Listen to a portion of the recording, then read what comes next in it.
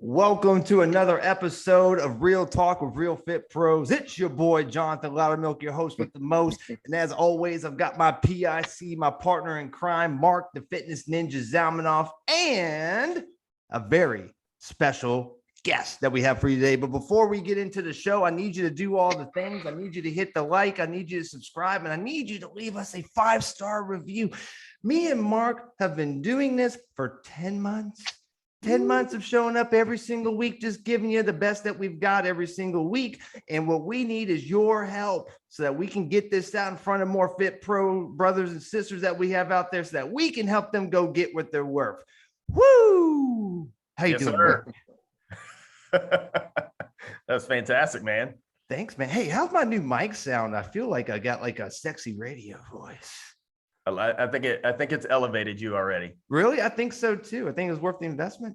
It's good. It's good. Man, what a time to be alive. I don't know if y'all know or not, but I think it was at least the other day. The number one song on iTunes is currently Let's Go Brandon. And I tell you what, I love this world. The internet's so great. It never disappoints. It always wins. And I have a question later on for our guest that has absolutely nothing to do with fitness, but we may talk about Brandon. Anyway, so yeah, we got a great guest today. This guy is again, one of the few people that we've had on here that's been in the industry longer than I have. 26 years. Guy's been in the wellness industry. That's a long time.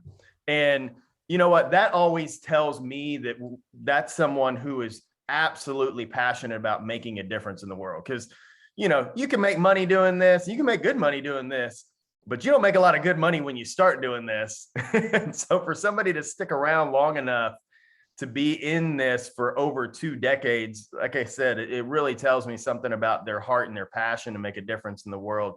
So this guy played every sport under the sun, hyper competitive. The game wasn't over until he won. I love that. Ooh. The initial attraction of personal training was born out of sports, but over the years, that connection has broadened to serve a deeper purpose.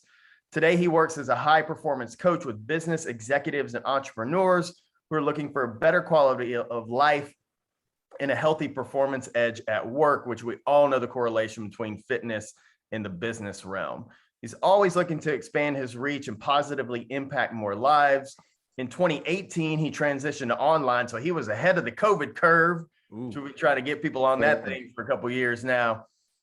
He believes that there's a direct correlation between fitness and everything that we do in life, and that people are far more powerful than they know. Amen to that. Ladies and gentlemen, Rance Hayes. Welcome to the show, Rance. Thank you for having me, gentlemen. Appreciate it. So as you were told, before we get into the thick of things, we always start this episode with story time. So what you got for us, man? Oh, man. So story time. You're talking about comedic fitness situations, right? Absolutely. Which I've had a few. So I'll just, I'm pretty big on cleanliness is a big thing for me. I'm a little OCD when it comes to cleanliness and hygiene. And I had a client come in one time, and let's just say that he didn't believe in using deodorant. So you can see where this is going. And I'm pretty patient. I'm pretty adaptable, regarding different situations and different beliefs. But he started to do a little bit of cardio and, started to warm up. And one by one, you could see people sort of clearing out from the cardio area until he was the only person in the cardio area.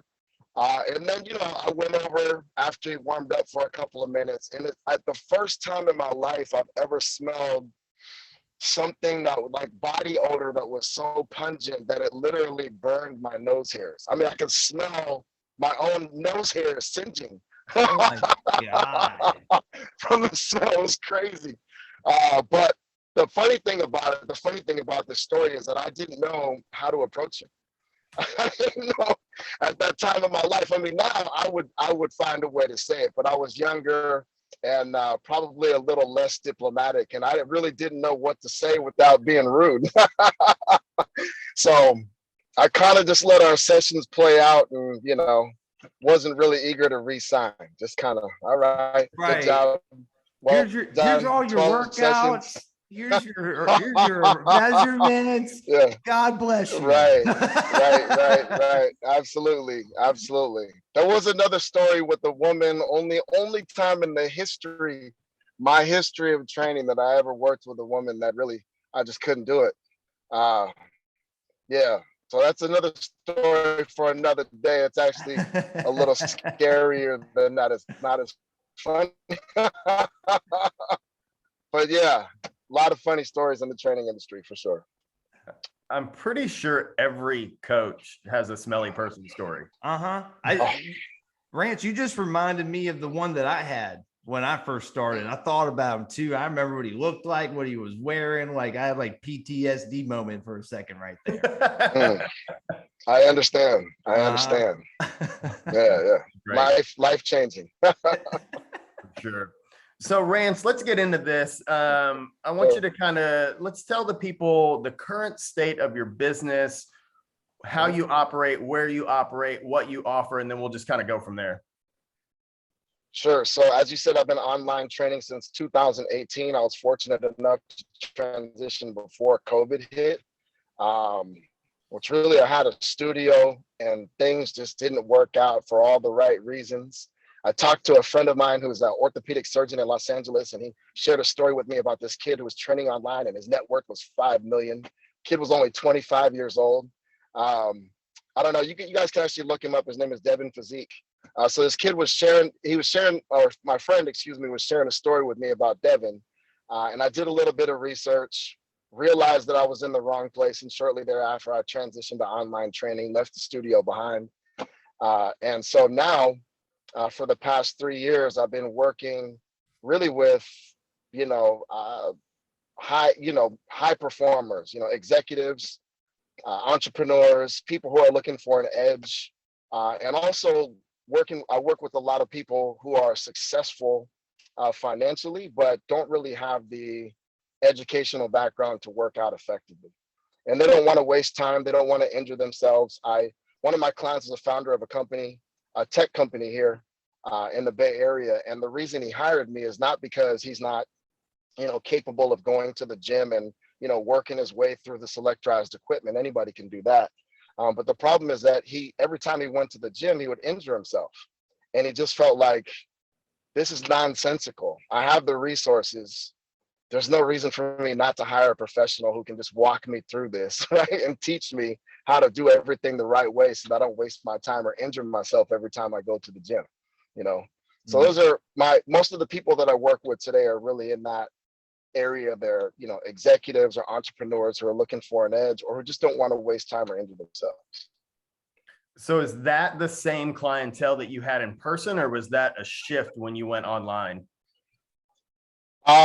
No, actually, a lot of the clients that I had in person, because I've lived in the Bay Area for most of my life now, and it's kind of hard to avoid, the tech industry is everywhere, so a lot of my clients work in tech. A lot of my clients, like I said, are entrepreneurs. One of my clients was a restaurateur, owned several successful restaurants here in the Bay Area. One of my clients was a heart surgeon. Another is a nuclear engineer. I get all kinds of clients, but basically you're talking about high performing people who work a lot. They make good money, they have disposable income, and they're smart enough to acknowledge that they're better off hiring a professional to optimize their time. So Rance, let me ask you this, man. So like out of the 26 years, I think it's safe to assume you did have to work through the gen pop, right? Your general mom and absolutely. dad and families or did you just go right to this? Yeah, no. So I started out, funny story. I started out working as doing direct sales, actually. So when I got out of high school, when I got out of high school, I didn't go to college straight away because I was in boarding school on the East Coast for 5 years. And when I got out of boarding school, they didn't honor my transcripts when I transferred to Palo Alto High School. So my attitude at that time was, I just came from an East Coast Ivy League prep school, and you're not going to honor my transcripts. I'm not going to school. Wow. That was my attitude. So, you know, as a teenager, right? So, long story short, basically, you know, I found my way, you know, into sales when I got out of school, and that led me to uh, a management position doing direct sales in Seattle, Washington. And while I was there, one day I walked into a gym. It was called Hearts Athletic. And back in the day, like when I walked into Hearts Athletic Club at that time, if you just walked into a gym and said, I want to be a personal trainer, they would hire you.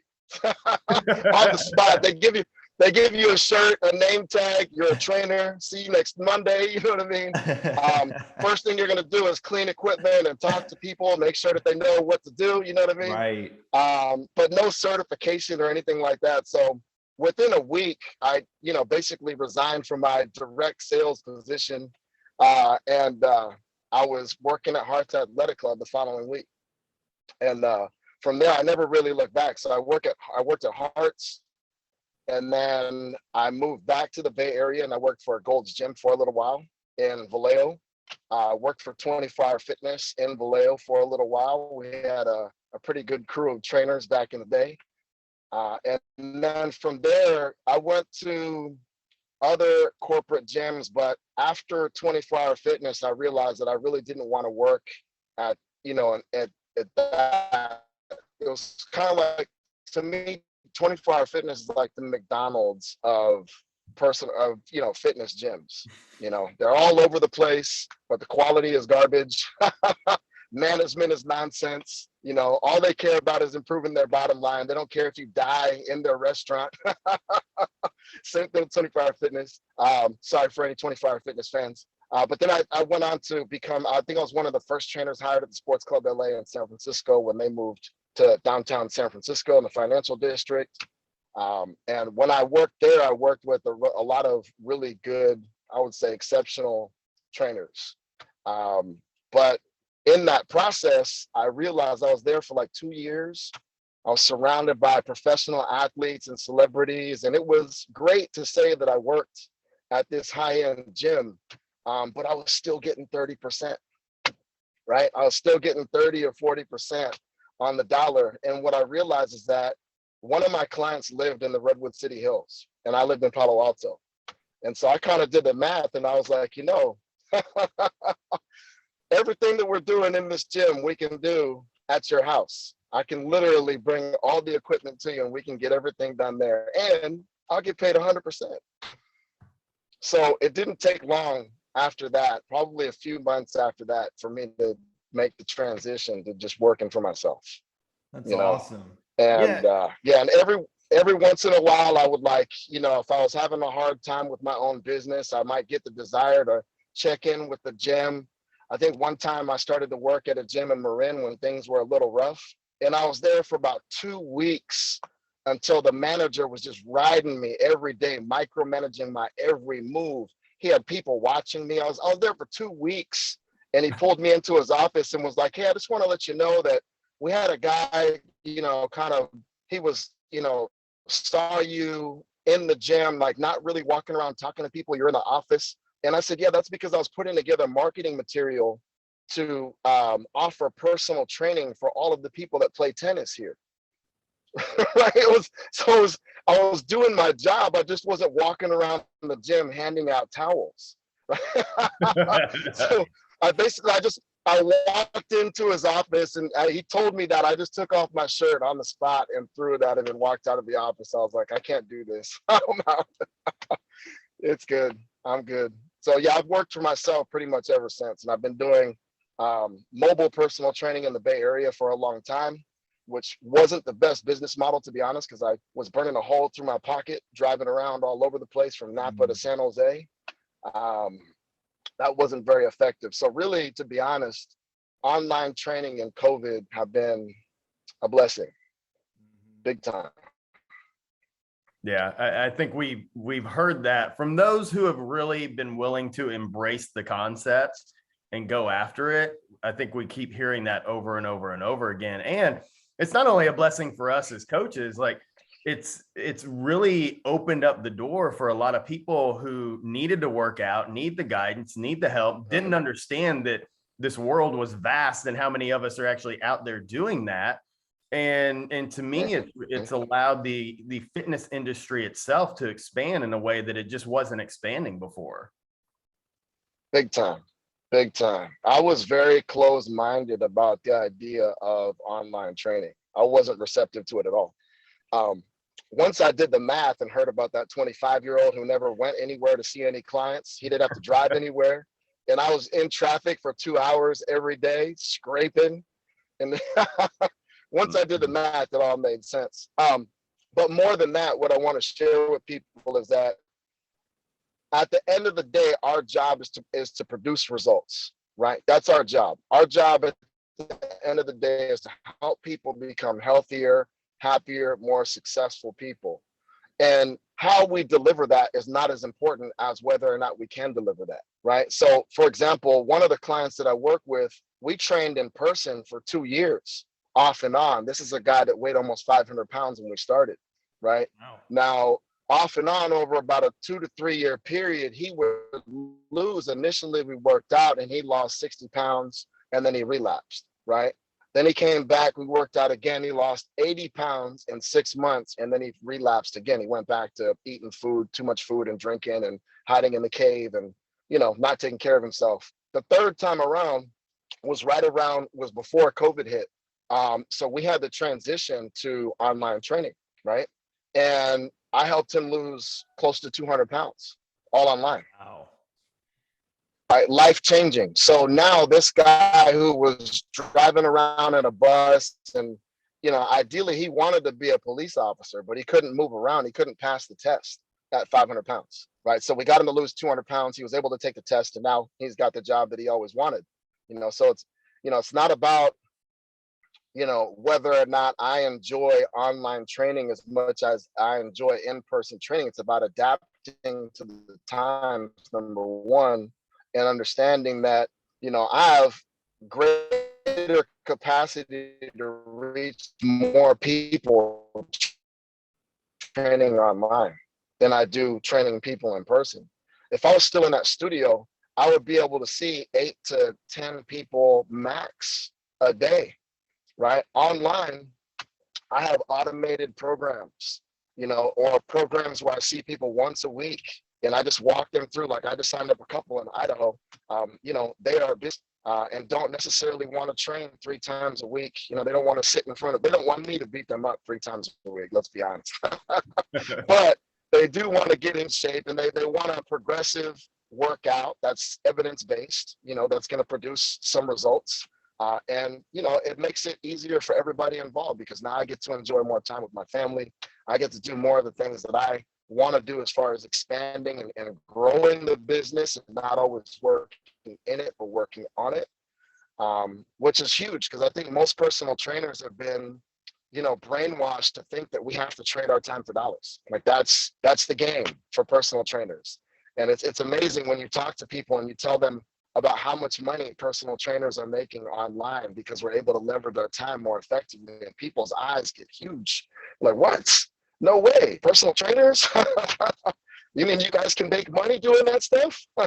Yeah, it's crazy. You mean changing people's lives, extending their lifelines, saving them from the hospital, saving them from heart attacks, diabetes, stroke? Yeah, it's crazy. We make money doing that stuff, It's insane. Yeah. Well, yeah. I think it's so cool, man, that like you have this in-person person that was doing well, falling off, doing well, falling off.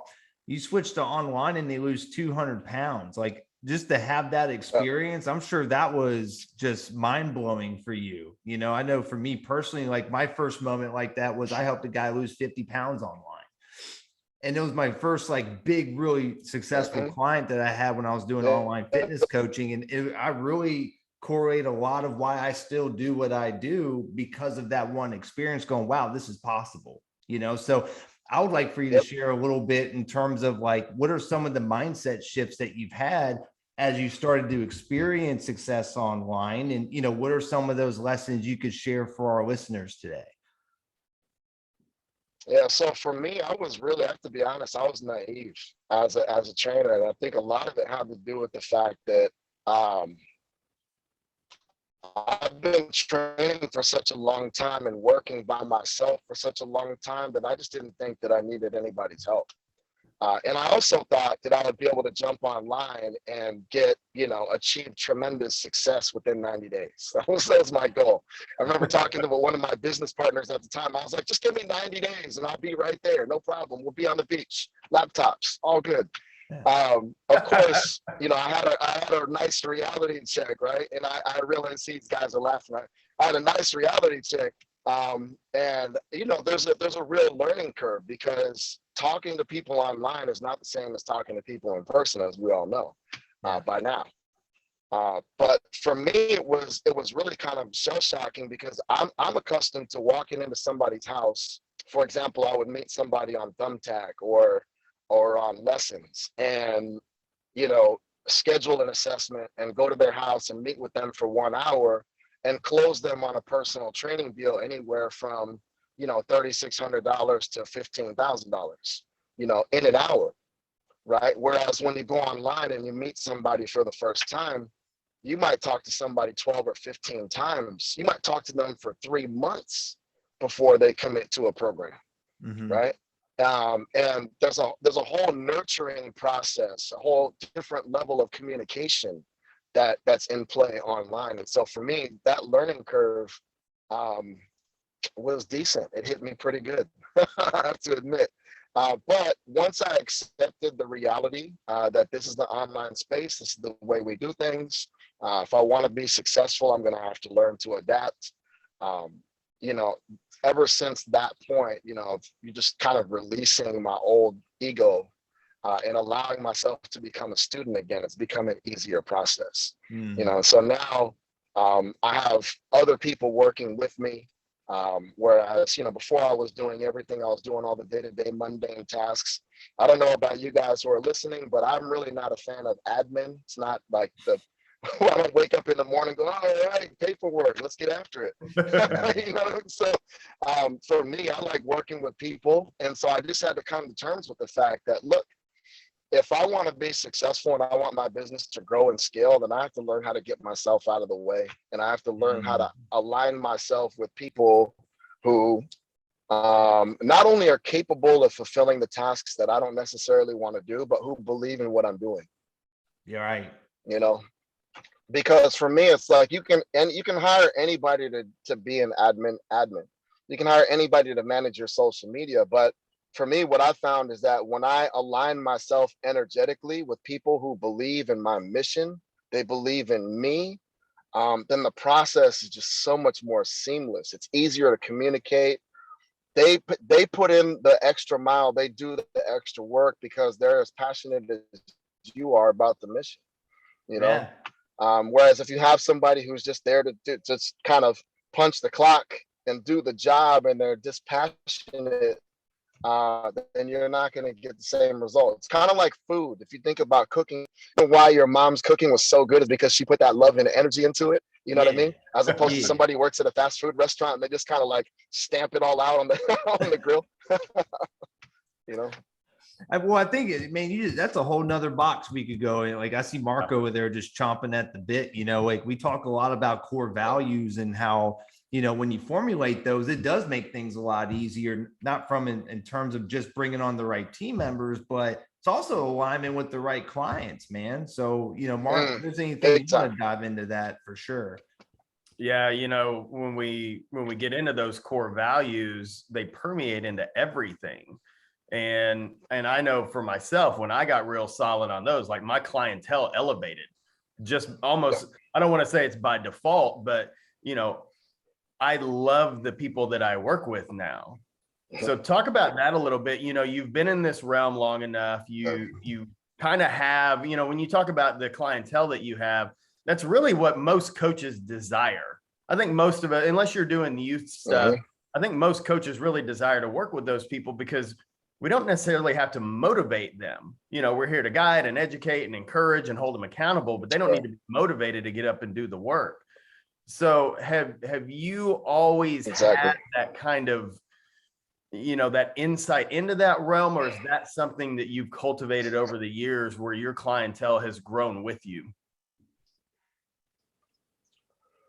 Oh yeah, big time. I mean, I think anybody that works in this industry, you understand that your business evolves as you evolve, right? You are your business, right? And so as a practitioner, I can only teach what I've experienced. You know, I can only, it's the same thing. I always tell my clients, I'm not going to teach you an exercise that I'm not doing or haven't done. Right. Right. And so I feel the same way about, you know, our development. So for me, when I was younger, I wasn't as conscientious of energy, right? I understood that my family was spiritual. We talked about it all the time. My family, I would say, probably talked about spirituality and energy more than the average family, more than the average American family.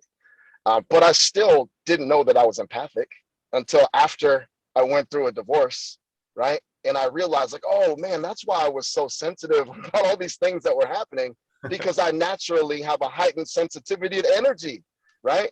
And so I think as I learned about that and as I evolved as a human and understood more about energy and how to manage my energy, how to project my energy, how to protect my energy from other people, and then also understood that, you know, in life, they say that when it rains, it pours, right? So when I was going through that divorce, I was also having a really hard time with my oldest teenage daughter. And I lost 4 friends that were all under the age of 40. They all died for various reasons. Heart attack, one died in prison, one died of cancer, or 2 died from cancer, right? All under the age of 40 and all in the span of 6 months. While I was going through a divorce and while my daughter was, you know, being an 18-year-old girl, going crazy.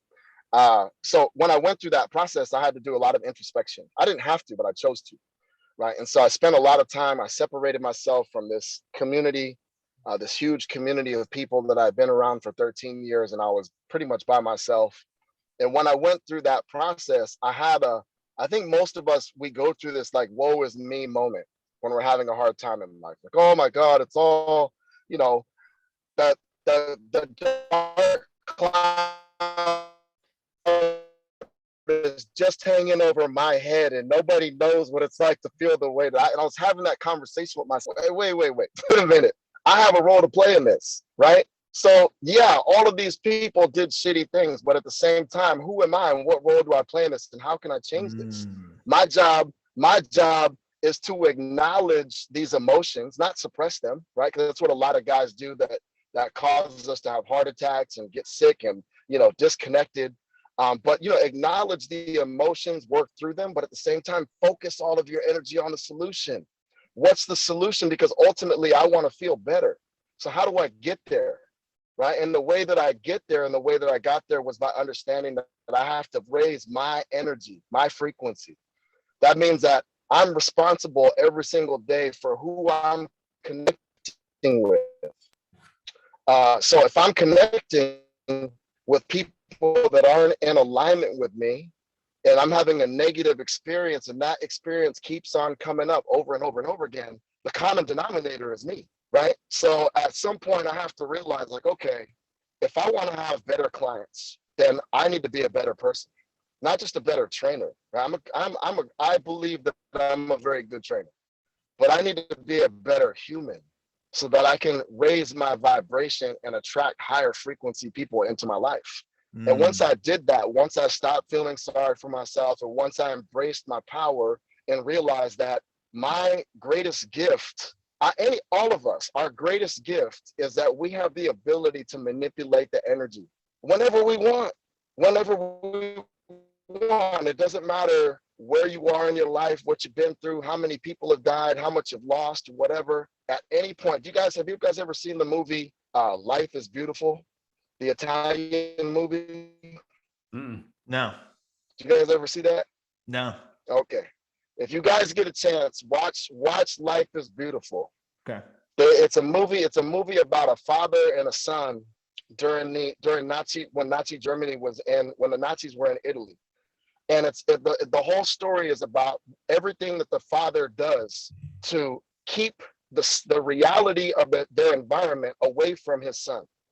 So just imagine they're in an internment camp, and his dad has made his son believe that they're playing a game to save his son from the mental trauma and the anguish that everybody was experiencing around them. But it was all about his perspective and his state of mind and how he chose to navigate through that situation, as opposed to looking at his son and just like raining all of that negative energy down on him and instilling fear and anger and sadness. Instead of doing that, he was like, no, son, we're playing a game. So when the guys come, you're going to hide.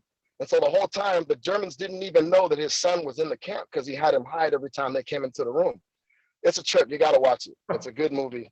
And it's a good reminder of, you know, how powerful our minds are and how much we can really change our reality just by shifting our perspective. Dude, that's awesome. And dude, I was actually thinking about this before you brought all that up. And I'm just thinking about when you become a business owner, you don't realize you're actually signing up for is a personal development plan that has compensation attached to it. Absolutely. You know? You hope Big it has time. compensation. Big time. Always. I love it. Yeah, and here's the thing is that when you talk about personal responsibility and going, wait, I'm the common denominator in all this. So what is my role? You know, one of our mentors that John and I have, Ryan Stewman, he keeps saying, he's like, if you want good friends, be a great friend. So if you're looking around and go, man, my friends are shitty and nobody supports me, and what kind of friend are you? Are you reaching out? Are you checking on people? Are you serving? You know, we often have these unrealistic expectations, but we're not doing our part either. And so, you know, I really love what you said about just looking at yourself and going, okay, how can I be a better human to attract better humans to me? And when you do that, great things happen. Imagine that. That's it. Imagine that. Exactly. I think the main problem is that people are operating in direct conflict with the reality that we live in. So in other words, the reality that we live in, this is all energy. We're energy. We're comprised of infinite potential energy, atoms, right? So if you understand that, you understand how energy works. It's a lot like when I was younger, I went to Santa Monica Beach with my brother, and we were hopping the waves, right? We didn't know how to, we couldn't really swim that well. We weren't surfing. We didn't have boogie boards, right? My dad wasn't trying to buy us a boogie board. He was like, yeah, just go hop in the waves, right? So my brother and I were hopping up and down, not understanding the science of waves, not understanding how the energy of water works, right? And the ocean. So the undertow kicks in, and the undertow starts to pull us out. Now, my brother managed to get back to shore before he got pulled out. But there was this little kid sitting in front of us, and I'll never forget it. He looked at us and he goes, "Bye-bye." Like the tide started pulling me out, and I'm freaking out because I'm swimming straight into the tide. If anybody understands the undertow, you're not supposed to swim straight back into it. You're supposed to swim to the side, right? Or you're supposed to allow it to push you out and then swim back to shore, right? So I didn't understand that. I didn't understand the energy. And as a result, I put myself in a compromising position. I could have drowned, but what happened is I got tired, I stopped swimming, and eventually the tide kicked me out, and I was fortunate enough to get pushed back to shore. But my point to sharing that is that a lot of people don't understand the energy that surrounds them. They don't understand how energy works. And so what happens as a result is they're in direct conflict. For example, they want to be happy, they want to be successful, but they don't want to make the time to work out or eat right, or they don't want to commit to sleeping consistently or drinking water or surrounding themselves with positive, like-minded, productive people. They don't want to do the work that's required to get there, or they don't want to take the time to even understand their environment, how it works. You know, it's like there are so many people that it's just easier for you to tell me, and I think this is something that's very interesting about human psychology. It's easier for you to tell me the story, right? And for me to just receive the information from you rather than doing the critical thinking and analysis on my own. And I think that's where I really benefited from growing up with the parents that I have, because both my mom and my dad are very intelligent, critical thinking people, and they challenged me all the time growing up. They constantly challenged me to think for myself and not just to fall in line with the status quo, right? And so I think that's really helped me as a practitioner, because I've done a lot of the investigative work as far as, what it means to be a human, how we operate as far as our energy is concerned. And it makes it easier for me to articulate that to my clients. So my clients get a broader experience. It's not just, push-ups and crunches, but it's about really empowering them completely. I love how Rance just keeps dropping these little like gold nuggets here and there. Like, oh yeah. Like Right. And dude, and I want to ask you, Rance, because me and Mark talk about this all the time. A lot of people that we've seen, it's not the fear of failure that they're afraid of, it's the fear of who they have to become in order to have the things, right? Because it's, we talk about like, yeah, like it's great. Like I want to make 10 grand in my business. You're just starting out. Well, dude, now you have the pressure of, you have to do that every month now moving forward. Right. So from your perspective, do you notice that we're like, that's the limiting belief that some people have? Absolutely. I had that limiting belief, I mean, I think that we all, like you said, when you become an entrepreneur, you don't realize how much of a self-improvement journey you're about to embark on. So for me, I think there was a point in my career where I had to accept that if I was going to level up, I had to take on more personal responsibility, So to give you guys an example, for those of you who are listening, if you're working a 9-to-5 job, you're working in a place where the structure and the systems have already been provided for you. If you want to level up, all you have to do is work harder within that system. That's how you level up within a job, a corporate job in most places, right? When you're an entrepreneur, it's not just a matter of working harder within the system. You have to create the systems and the structure. And but creating those things requires you to develop yourself as a human being, right? Because now everything that I pour into my company is a representation of who I am, right? And so now that means that I'm not just working on the business, I'm also developing myself, which is, a lot of people don't understand. When I started doing online training, there are people around me that, and I'm sure that you guys have experienced this too, there are people around me that wanted me to be successful faster than I was able to deliver. They're like, wait a minute, you've told us about this great thing that you're doing. Why aren't you a multimillionaire yet? I'm like, dude, it's a process. Yeah. It's a process, And so I think, what happens is, getting back to the limiting beliefs, is just that, we all confront these limiting beliefs, and you realize that a lot of that stuff is just from unresolved trauma. It's from, and for those of you who are listening, if you're not familiar with NLP, which is neuro linguistic programming, I definitely recommend working with an NLP coach, or, what your past traumas are, or really advancing or progressing as a human, so that you can be more effective. Because for me, I was very reluctant to get the help. But once I got the help and I was able to speak to somebody and really deliver information to them, to somebody who was objective, and not related to me, didn't have a personal connection, then it was easier for me to receive from them, to receive guidance, if that makes sense. Yeah. Right. Totally. Yeah. So I think that's really a big part. I mean, I think it just, as a human, we all have limiting beliefs. And the whole point of what I love about entrepreneurship is that, I always tell people this, what I love about us entrepreneurs is that every single day we ask these questions. We ask, who am I as a person? How do I show up in the world? How am I projecting my energy? And what can I do to be better? Right? What can I do to be a better person every day? Like, better than I was yesterday. And that's a conversation that we have with ourselves all the time. Right? And I think if more people had that conversation with themselves every single day, we'd live in a much better place. That's good stuff, man. And I think too, if more if more people understood that those are normal questions to ask yourself on an ongoing basis and not think that you have to have it all figured out and you got to know everything. You know, I joke around all the time.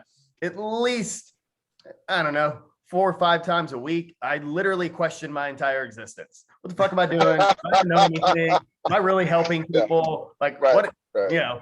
So, but those are normal. Those are normal in this world. And I think we have to be open-minded to understanding that that's okay. It's okay to question those things. It's what you do after that that really matters. It's not the question itself. So anyway, it's about being, you got to be humble enough to acknowledge that you don't have it all figured out. You know, well, I think it's because you're focusing on winning versus being right, man. You know, because we don't get paid for the attempt. We get paid for what we successfully do. Exactly. All right, Rance, this has been awesome, man. You dropped all kinds of little gold nuggets. I'm gonna have to go back and take some notes on this one, but I got a few questions for you, a few little fun questions before we wrap this thing up. So here's my first one. If you could replace the president right now with literally anyone in existence, who would you replace him with? And they don't have to be named Brandon. Anybody in existence? Literally anyone who is living on this earth right now. Yeah. I mean, listen, this might sound corny. And I'm not trying to score points with the ladies, I promise, but my mom. Yeah. And the reason I say my mom is because I know and I trust my mom has humanity's best intentions in mind. I know and I trust that my mom has enough morals and values to do that job honestly. And she also is 83 right now, so she's at a place in her life where she really does not give a damn about what you think. You know what I'm saying? So she's gonna tell you exactly what the fuck she thinks. Excuse the language. She's gonna tell you exactly what she thinks, whether you like it or not. It is what it is. Take it or leave it. I've been on this earth long enough to know what's right and what's wrong, and this is how we're doing, you know. And to be honest, I mean, I think at the end she's a very good-natured person, and I think for me, you know, I wanted to get into politics when I was younger. I was actually on the debate team in college, and I lost my passion for it because I felt like it's just all very disingenuous, you know. Yeah. But my mom. Cool. That's a great answer. I love that one. All right. What's your favorite Halloween candy? Ooh, favorite Halloween candy. Can I name it? An adult edible. That's my favorite Halloween candy. Yes. A little bit of THC, a little bit of CBD, you know, give me a one-on-one, whatever, chocolate gummy, I'm good. Not picky. I love it. All right. Last question for you, sir. If you had a billboard that you could put a message on for everyone to see, what would be the message that you want on that billboard? What would be the message? I think the message would be, I think it would just be my mantra to keep it simple, which is live life elevated and keep it moving. Live life elevated and keep it moving. You know, which essentially means live it up, live it to the best of your ability, you know, don't live with regrets, have fun, enjoy it, understand it's just a ride, you know, and keep it moving. Don't stop moving. Whatever happens, just keep putting one foot in front of the other. It's just a ride, you know? Awesome, man. Awesome. Dude, you have been phenomenal. Such a pleasure having you on here. It's always, you know, it's always good when we talk with like real seasoned professionals on here because the perspective that you gain from doing this for so long, and really anything for so long, is like you can't teach that stuff. And it's so many things that you literally just have to learn along the way. Nobody can tell it to you. You can't read it in a book. So, we greatly Good time. appreciate you sharing those stories and sharing those lessons. And this has been great. I love it. Yeah. And we'll My have pleasure. your info Thanks in for the having me. we'll have Rance's info in the podcast notes. I highly recommend you go check out his social media. He's putting out fire content. As always, make sure you subscribe, leave us a review. It really helps out the channel. And most importantly, be like Rance and go out and get what you're worth, baby. Yeah. Yeah. Let's go. Damn good show. Let's go, Damn. Brandon. All right, you Let's guys. go, Brandon.